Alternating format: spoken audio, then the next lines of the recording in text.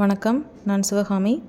இந்த channel start பண்ணுறதுக்கான main reason, இதுவரை கம்ப்யூட்டர் கற்றுக்கவே இல்லை, ஆனால் படிப்படியாக கற்றுக்கணும்னு நினைக்கிற சின்ன பசங்கள்லேருந்து பெரியவங்க வரைக்கும் ரொம்ப ஈஸியாக கம்ப்யூட்டர்னால் என்ன, எதுக்கு யூஸ் பண்ணுறாங்க, நாம் எப்படி மற்றவங்களுடைய ஹெல்ப் இல்லாமல் ஈஸியாக யூஸ் பண்ணுறது அப்படிங்கிறதுக்கு ஏற்ற மாதிரி ஈஸியான முறையில் நோட்ஸோட ப்ராப்பர் எக்ஸ்ப்ளனேஷனோட நான் வீடியோ போட போகிறேன்.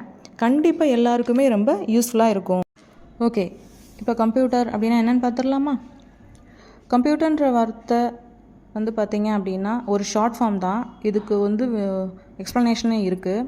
அது என்ன அப்படின்னு பார்த்தீங்கன்னா, common operating machine particularly used for trade and educational research. இது இந்த நிறைய வேர்ட்ஸ் சேர்ந்தது தான் கம்ப்யூட்டர்ன்ற அந்த ஒரு வார்த்தை. இதிலே பார்த்தீங்க அப்படின்னா கம்ப்யூட்டருன்றது வியாபாரம் சைட்லேருந்து ஆராய்ச்சித்துறை வரைக்கும் எல்லா சைடுமே இதை யூஸ் பண்ணுறாங்க அப்படின்றதுக்கான ஒரு எக்ஸ்ப்ளனேஷனாக தான் இந்த விரிவாக்கத்தை உங்களுக்கு கொடுத்துருக்காங்க. ஓகேங்களா? நெக்ஸ்ட்டு கம்ப்யூட்டர்னால் என்ன அப்படின்னு பார்த்தீங்கன்னா, கம்ப்யூட்டர்ன்றது ஒரு எலக்ட்ரானிக் டேட்டா ப்ராசஸிங் மெஷின். அதாவது நம்மளோட அன்றாட வாழ்வில் ஒவ்வொரு தேவைக்கும் ஒவ்வொரு விதமான எலக்ட்ரானிக் மிஷின்ஸ் நம்ம யூஸ் பண்ணிகிட்டு இருக்கோம். எக்ஸாம்பிளுக்கு சொல்லணும் அப்படின்னு பார்த்தீங்கன்னா, ஃபுட்டு ரெடி பண்ணணும் அப்படின்னா ரைஸ் குக்கர்லேருந்து மைக்ரோ ஓவன் வரைக்கும் நிறைய மிஷின்ஸ் வச்சுட்ருக்கோம். அதே மாதிரி ட்ரெஸ்ஸை வாஷ் பண்ணணும் அப்படின்னா வாஷிங் மிஷின் ஒன்று யூஸ் பண்ணிகிட்ருக்கோம். கூலாக ஏர் வேணும்னா ஏர் கண்டிஷனர் யூஸ் பண்ணுறோம். ஃபுட்டை கூலாக வச்சுக்கணும், கெட்டு போகாமல் வச்சுக்கூட அப்படின்னா ஃப்ரிட்ஜுன்னு ஒன்று யூஸ் பண்ணிகிட்ருக்கோம். ஸோ இந்த மாதிரி ஒவ்வொரு தேவைக்கும் ஒவ்வொரு விதமான எலக்ட்ரானிக் மிஷின்ஸை நம்ம அன்றாட வாழ்வில் யூஸ் பண்ணிக்கிட்டே இருக்கோம். அதே மாதிரி டேட்டா ப்ராசஸிங் அப்படின்ற ஒரு வேலைக்காகவே ஒரு எலக்ட்ரானிக் மிஷின் அப்படின்னா எதுன்னு சொல்லி பார்த்தீங்கன்னா, அதுதான் அந்த கம்ப்யூட்டர் அப்படின்னு சொல்லிடுது. டேட்டா ப்ராசஸிங்னா என்ன அப்படின்னு பார்த்தீங்கன்னா, டேட்டானா வேறு ஒன்றும் இல்லைங்க. Number, letter, simple, picture, image. So இந்த மாதிரி இமேஜிலேருந்து வீடியோ, ஆடியோ, இது எல்லாமே டேட்டா தான். அதுமாதிரி ப்ராசஸிங்னா அதை அதாவது கையாளுறது. அதாவது இப்போ நம்பராக இருந்துச்சு அப்படின்னா நம்ம கால்குலேட் பண்ணுவோம். இதே இது லெட்டர்ஸ் அந்த மாதிரி இருந்தது அப்படின்னா ஏதாவது ஒரு டெக்ஸ்ட்டை என்ட்ரி பண்ணிவிட்டு அதை சேவ் பண்ணி ஒரு இடத்துக்கு சென்ட் பண்ணுறது. அதே மாதிரி லெட்டர்ஸை ரிசீவ் பண்ணுறது, இந்த மாதிரி வேலைகளை பார்ப்போம். சேவ் பண்ணுறது, எடிட் பண்ணுறது, ஓப்பன் பண்ணுறது, ஃபைன் பண்ணுறது. ஸோ இந்த எல்லா விதமான வேலைகளையும் என்ன சொல்லுவாங்க அப்படின்னு பார்த்தீங்கன்னா ப்ராசஸிங், அதாவது கையாளுறது அப்படின்னு சொல்லுவாங்க. இந்த கம்ப்யூட்டர் எதுக்கெல்லாம் யூஸ் பண்ணுறாங்க அப்படின்னு சொல்லி பார்த்துடலாமா? எல்லா ஃபீல்டுமே இதை யூஸ் பண்ணிகிட்ருக்காங்க. ஃபஸ்ட்டு நார்மலாக பார்த்தீங்க அப்படின்னா ஒரு கால்குலேஷன் பண்ணுறோன்னா அது ரொம்ப அக்யூரேட்டாக இருக்கும். அக்யூரேட் மீன்ஸ் இப்போ டெசிமல் நம்பர்ஸில் ஆன்சர் வருது அப்படின்னா அந்த டெசிமல் நம்பர்ஸ் அப்படியே பாயிண்ட்டுக்கு பின்னாடி ஒரு நம்பர் கூட மிஸ் ஆகாமல் ஃபுல்லாமே வந்துடும். நமக்கு தேவைப்பட்டால் ரவுண்ட் வழியாக நம்ம மாற்றிக்கலாம். அதே மாதிரி அதிகமான இன்ஃபர்மேஷன்ஸை இப்போ மேனுவல் ஒர்க் பண்ணுறோம் அப்படின்னா அதை இப்போ அதிகமான இடத்துல நம்ம ஸ்டோர் பண்ணி வைக்கிற மாதிரி இருக்கும். இதை அதிகமான டேட்டாவை நம்ம ஒரு சின்ன இடத்துல சேவ் பண்ணி வச்சுக்கலாம். அதே மாதிரி ரிப்பீட்டட் வேலையை நம்ம என்ன பண்ணிக்கலாம் அப்படின்னு பார்த்தீங்கன்னா ரெடியூஸ் பண்ணிக்கலாம். அதனால் ரிப்பீட்டட் வேலையை ரெடியூஸ் பண்ணுறது அப்படின்னு பார்த்தீங்கன்னா, மேனுவலாக ஒரு ஒர்க் பண்ணுறோம், அதில் நம்ம ஏதாவது ஒரு சேஞ்ச் பண்ணுறோம். இப்போ ஒரு லெட்டர் ஒன்று நம்ம எழுதியிருக்கோம். அந்த லெட்டரில் அந்த லெட்டர் அப்படியே இருக்கணும். அதில் ஒரு சின்ன சின்ன சேஞ்சஸ் தான் பண்ணணும் அப்படின்னா நம்ம என்ன பண்ணணும், திரும்பவும் ஒரு லெட்டர் எழுத வேண்டியது தான் இருக்கும், அந்த சின்ன மாற்றத்தோடு சேர்த்து. ஆனால் இதே இது நம்ம இந்த கம்ப்யூட்டர் அப்படின்ற ஒரு மிஷினில் இதை பண்ணிட்டோம் அப்படின்னா அதை அப்படியே ஒரு காப்பி எடுத்து அந்த காப்பியில் மட்டும் நமக்கு தேவையான சின்ன சேஞ்சஸை நம்ம செஞ்சுக்கலாம். திரும்பவும் முதல்லிருந்து நம்ம ஒரு விஷயத்தை ரெடி பண்ணணுன்ற அவசியம் இல்லை. இதனால் நமக்கு ஒர்க்லோடு ரொம்ப கம்மியாகுது, டைம் சேவ் ஆகுது, ஈஸியாக ஒரு ஒர்க்கை முடிக்கிற மாதிரி இருக்கும்.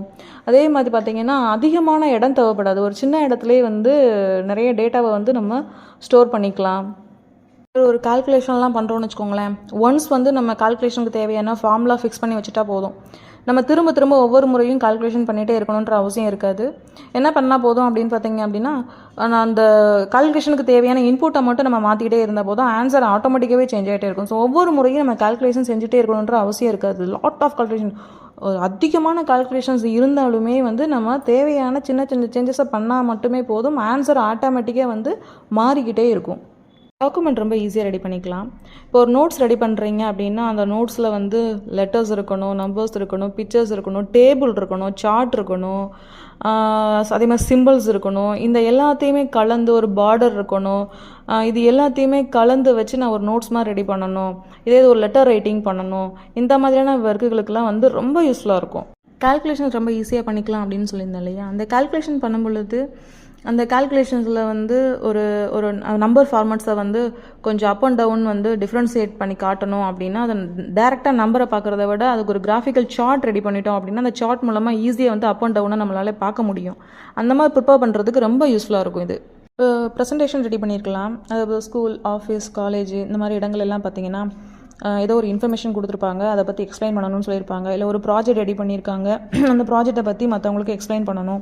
அதை வந்து நம்ம சும்மா வந்து சொல்ல மற்றவங்களுக்கு எப்படி தோணும் அப்படின்னு பார்த்தீங்கன்னா, இதுக்கு முன்னாடி என்ன சொல்லிட்டு இருந்தோமோ அதெல்லாம் மறக்கிற மாதிரி இருக்கலாம், இல்லைன்னா போர் அடிக்கிற மாதிரியும் இருக்கலாம்.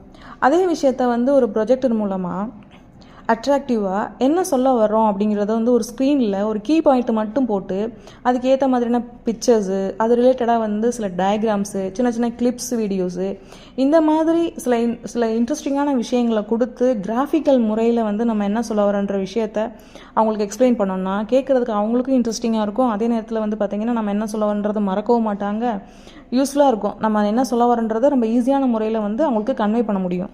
சரிங்களா? இப்போது இவ்வளோ விஷயங்கள் இருக்குது. ஒரு கம்ப்யூட்டரை நம்ம கற்றுக்கிட்டோம் அப்படின்னா நம்ம என்ன பண்ணிடலாம் அப்படின்னு பார்த்தீங்கன்னா, ஒரு கால்குலேஷனில் இருந்து ஒரு ஒரு விஷயத்தை மற்றவங்களுக்கு எக்ஸ்பிளைன் பண்ணுறதுலேருந்து டாக்குமெண்ட் ரெடி பண்ணுறதுலேருந்து அவ்வளோ ஒர்க்கை வந்து நம்ம ரொம்ப ஈஸியான முறையில் செஞ்சுக்க முடியும். சரிங்களா? இப்போ நான் சொல்லிட்டு இருக்கிறது எல்லாமே வந்து ரொம்ப பேசிக்கான விஷயங்கள் தான். இது போக இந்த கம்ப்யூட்டரில் எவ்வளவோ விஷயங்கள் இருக்குது. அதெல்லாம் போக போக நம்ம பார்த்துட்டே வரலாம். கம்ப்யூட்டர்னா என்ன, கம்ப்யூட்டர் எதுக்கெல்லாம் யூஸ் ஆகுது, எங்கெல்லாம் யூஸ் ஆகுது அப்படின்னு சொல்லி பார்த்தோம் இல்லையா? நெக்ஸ்ட்டு இப்போது கம்ப்யூட்டரில் என்னென்ன பார்ட்ஸஸ் இருக்குது அப்படின்றத பற்றி பார்க்கலாம். கம்ப்யூட்டரில் என்னென்ன பார்ட்ஸஸ் இருக்குது அப்படின்னு சொல்லி பார்த்தீங்கன்னா, input devices, CPU and output devices. Input devices அப்படின்னா என்னென்னு பார்த்தீங்கன்னா வேற ஒன்றும் இல்லை, நாம் ஒரு இன்ஃபர்மேஷனை சிஸ்டத்துக்குள்ளே அனுப்புறதுக்கு பேர் இன்புட்டு.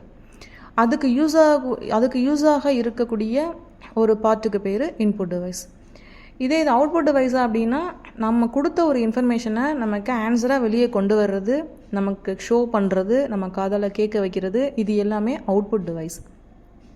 இந்த இன்புட்டுக்கும் அவுட்புட்டுக்கும் இடையில் நம்ம சொல்கிற வேலையை செஞ்சு அந்த வேலையை வந்து ரிப்பீட் பண்ணுறதுக்கான ஒரு வேலையை பார்ப்பாங்க இல்லையா, அதுதான் எதுன்னு சொல்லி பார்த்தீங்கன்னா சிபியுன்றது. இந்த சிபியுன்றது தான் கம்ப்யூட்டருடைய பிரைன் மாதிரி. ஓகேங்களா? பிரைன் தான் எல்லா விதமான வேலைகளையும் அவங்க என்ன கொடுத்துருக்காங்க, அதை என்ன மாதிரியான ப்ராசஸ் பண்ண சொல்லியிருக்காங்க, அதை எப்படி நீ வந்து அவங்களுக்கு ரிப்ளை பண்ணணும் அப்படின்ற எல்லா வேலையையும் இந்த சிபியு தான் பார்க்குது. இந்த சிபியு மட்டும் இல்லைன்னா கம்ப்யூட்டர்ன்ற ஒன்று இல்லவே இல்லை. இப்போ நமக்கு வந்து பிரைன் எவ்வளோ இம்பார்ட்டண்ட்டோ அதே மாதிரி கம்ப்யூட்டருக்கு சிபியு தான் மெயின்.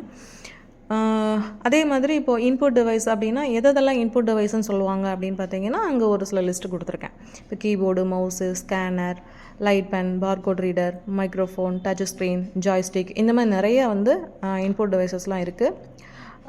அதே மாதிரி வந்து இப்போ சிபியு அப்படின்னா அதுக்கு உள்ளே என்னென்ன யூனிட்ஸ்லாம் கலந்துருக்கு, என்னென்ன யூனிட்ஸ் வந்து அடங்கியிருக்கு அப்படின்னு பார்த்தீங்கன்னா மெமரி யூனிட்னு ஒரு யூனிட் இருக்குது, அரித்மேட்டிக் அண்ட் லாஜிக்கல் யூனிட்னு ஒன்று, இப்போ காமனாக தான் நான் சொல்லிட்டுருக்கேன். அரித்மேட்டிக் அண்ட் லாஜிக்கல் யூனிட்னு சொல்லிட்டு ஒரு யூனிட் இருக்குது, கண்ட்ரோல் யூனிட்னு ஒரு யூனிட் இருக்குது, இன்னும் நிறைய யூனிட்ஸ் இருக்குது. இது பொதுவான சில யூனிட்ஸ் மட்டும் தான் இப்போ நான் சொல்லிட்டுருக்கேன்.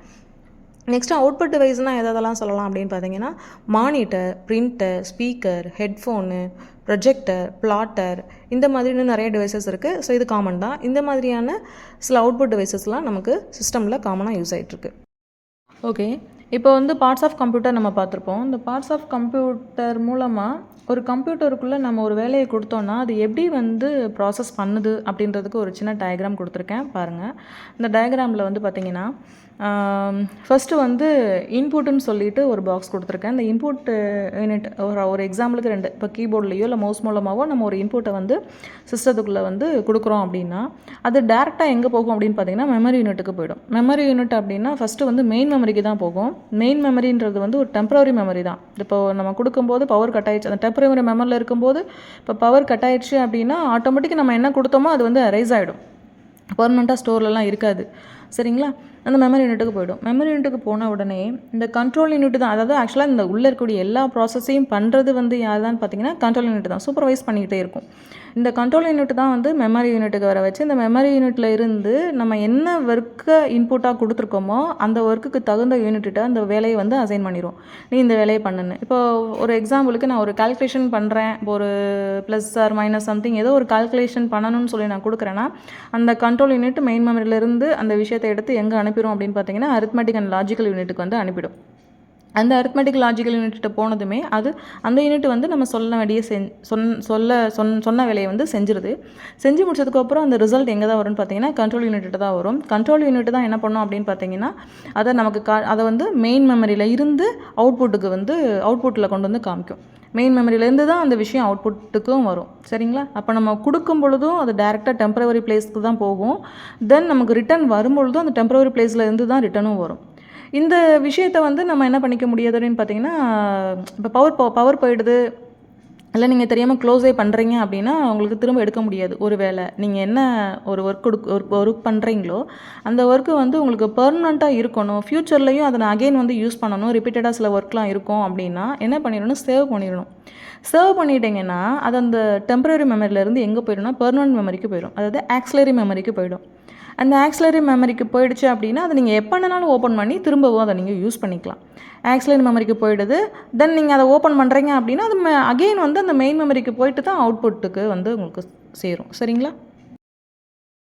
இப்போது இந்த மாதிரி கம்ப்யூட்டர்னால் என்ன, கம்ப்யூட்டர் எதுக்கு யூஸ் ஆகுது, என்னென்ன ப்ராசஸ் இருக்குது, அந்த பார்ட் வந்து எந்த மாதிரியான ஒர்க்கை பண்ணுது அப்படின்றது வந்து ஒரு காமனாக என்ன பண்ணோம் அப்படின்னு பார்த்தீங்கன்னா இன்றைய கிளாஸில் வந்து நம்ம பார்த்தோம்.